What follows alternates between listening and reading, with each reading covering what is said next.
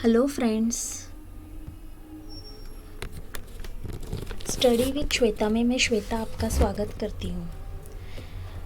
आने वाली 12th standard की 2023 की जो बोर्ड एग्ज़ाम है उसके पॉइंट ऑफ व्यू से मैं आपसे हर रोज़ एक वीडियो शेयर कर रही हूँ। जो लोग नए हैं इस चैनल पे उनसे रिक्वेस्ट है वो चैनल को सब्सक्राइब कीजिए और ज़्यादा से ज़्यादा वीडियोस को शेयर कीजिए। अभी तक मैंने इकोनॉमिक्स का माइक्रो और मैक्रो पार्ट, दो माइक्रो और मैक्रो के features, scope, importance, historical importance, सारी चीज़ें पहले की वीडियोस में शेयर की है। आपको चैनल पे उसकी प्लेलिस्ट मिल जाएगी। लास्ट लेक्चर में मैंने यूटिलिटी क्या होता है, यूटिलिटी से रिलेटेड जो भी मेन बेसिक कॉन्सेप्ट्स है, यूटिलिटी के फीचर्स क्या होते हैं, ये डिस्कस किया था। आज के लेक्चर में मैं आपसे डिस्कस करने जा रही हूँ types of utility. Types of utility, ये क्वेश्चन आपको डिफाइन द टर्म में पूछा जाता है 2 मार्क्स के लिए।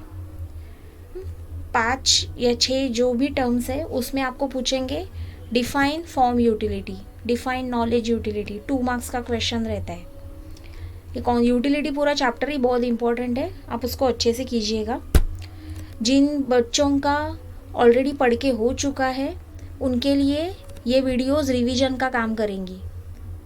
आप प्लेलिस्ट लगा के सिर्फ सुन भी लेंगे तो आपका पूरा चैप्टर का रिवीजन उसमें ही हो जाएगा। आपको अलग से फिर टाइम देने की ज़रूरत नहीं पड़ेगी। सो हम स्टार्ट करते हैं। Form utility. फॉर्म मतलब क्रिएशन, कुछ क्रिएट करना, कुछ बनाना। जब रॉ मटेरियल को फिनिश गुड्स में कन्वर्ट किया जाता है तो उसे कहा जाता है फॉर्म यूटिलिटी। जैसे रॉ मटेरियल से फिनिश गुड बनते हैं। भी यहाँ पे ये जो आपको चित्र दिख रहा है उसमें ये वुड है। वुड से क्या बन रहा है, किसी भी लकड़ी से टेबल बनता है, कुर्सी बनती है, जो भी है। क्ले से टॉयज बनाना, ये सब चीज़ें आती है फॉर्म यूटिलिटी में। उसके बाद प्लेस यूटिलिटी। प्लेस यूटिलिटी, ये जो कॉन्सेप्ट है वो रिलेटेड है change in its place. When a utility of a commodity increases due to change in its place, it is called place utility. जैसे वुलन क्लोथ्स, ठंडी के मौसम में आपको वो यूज़फुल आएंगे। गर्मी में आप वुलन क्लोथ का कुछ क्या करोगे, वो पड़े रहते वैसे ही। अम्ब्रेला, रेनकोट, ये चीज़ें यूज़फुल होती है बारिश में। तो ये है प्लेस यूटिलिटी। वो सीजनल भी होता है। दूसरा, इसमें transport creates place utility. Konkan region में आप जाओगे तो वहाँ पे अल्फांजो, हापुस जिसको हम कहते हैं, वो ज़्यादा वहाँ पे बनता है। Next, service utility.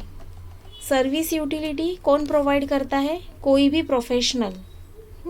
Service utility arises when personal services are rendered by various professionals. Personal services, जैसे अभी मैं आपको कुछ बेच नहीं रही हूँ। एक टीचर एक स्टूडेंट को क्या देता है, नॉलेज देता है। एक सर्विस है, सर्विस प्रोवाइड करता है। टीचर कभी कुछ बेचता नहीं है, सेल्स नहीं होता है वो।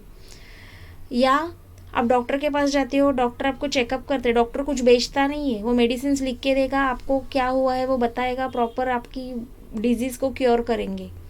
तो ये एक सर्विस है, इसको कहा जाता है service utility. Next one is knowledge utility. कोई भी पर्सन जो नॉलेजेबल है वो अपने नॉलेज का यूज़ करके कोई चीज़ प्रोवाइड करेगा, उसे कहते हैं नॉलेज यूटिलिटी। एग्जाम्पल उन्होंने दिया है, देखिए, when a consumer acquires knowledge about a particular product, it is called नॉल्ड यूटिलिटी और knowledge utility. Utility of a mobile phone और utility of a computer arises when a person knows about various functions. जिसको functions जानने हैं mobile के या computer के, laptop के, आपके पास जो भी डिजिटल डिवाइस है, any type of digital device, अगर आपको जानना है हाउ टू ऑपरेट इट तो आपको उसका नॉलेज लेना पड़ेगा, ज्ञान लेना पड़ेगा। इसके लिए उसको बोला जाता है knowledge utility. Next one is possession utility. Possession मतलब एक पर्टिकुलर चीज़ के आप ओनर हो। जैसे मेरे पास एक पेन है, जब तक मैं सामने वाला मुझे पैसे दे के मुझसे वो ख़रीद नहीं लेता, तब तक वो पेन की ओनर मैं हूँ, उसका पोजेशन मेरे पास है। राइट ऑफ ओनरशिप उसको कहा जाता है पोजेशन यूटिलिटी। कोई भी प्रोडक्ट मेरे पास है, जब तक वो मैं सामने वाले को बेचती नहीं, जब तक उसमें पैसा बीच में नहीं आता, तब तक उसकी ओनर मैं हूँ। लेकिन जब एक बार मुझे सामने वाले ने पैसे दे दिए, तब मैं बोल नहीं सकती, तब उसका ओनर चेंज हो गया। So this is called possession utility. Transfer of a goods from seller to buyer, इसे कहते हैं पोजेशन यूटिलिटी। डिफाइन के लिए कॉन्सेप्ट्स बहुत इंपॉर्टेंट है। And last one is time utility.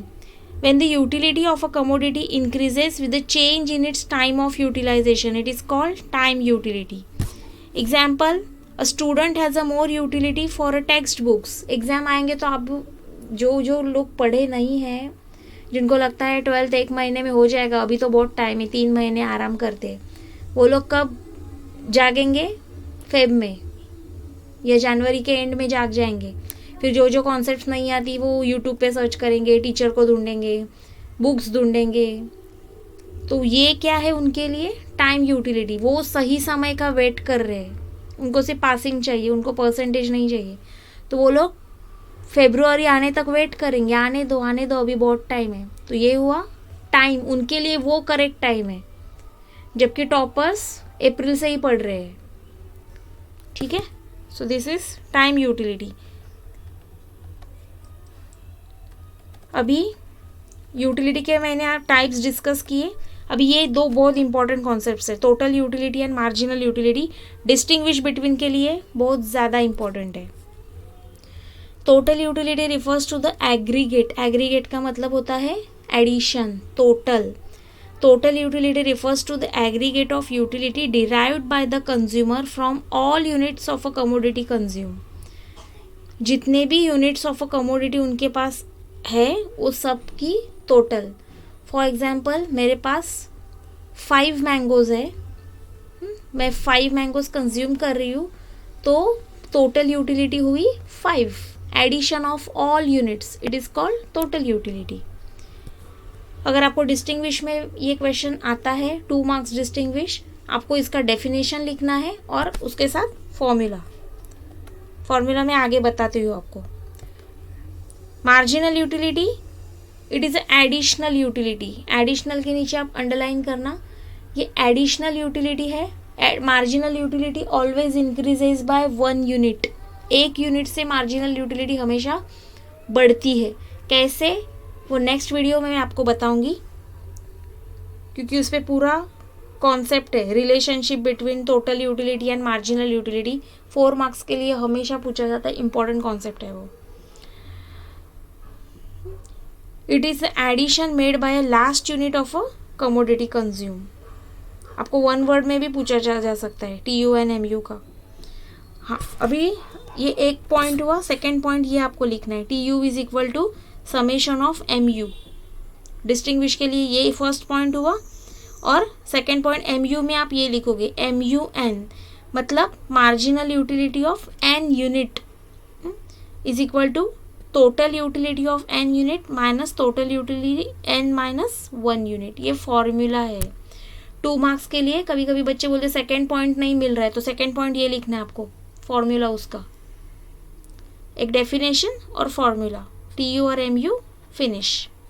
Distinguish कल मैं आपको बताऊंगी relationship between TU and MU next video में। आज की वीडियो में इतना ही। आपको कुछ भी डाउट्स है तो आप मुझे कमेंट करके पूछ सकते हैं, आपके कमेंट का रिप्लाई मैं ज़रूर दूंगी। इस वीडियो को ज़्यादा से ज़्यादा 12th स्टैंडर्ड के आर्ट्स और कॉमर्स के स्टूडेंट्स में शेयर कीजिए, ताकि वो भी इन फ्री वीडियोस का लाभ उठा सके। Thank you so much for watching this video.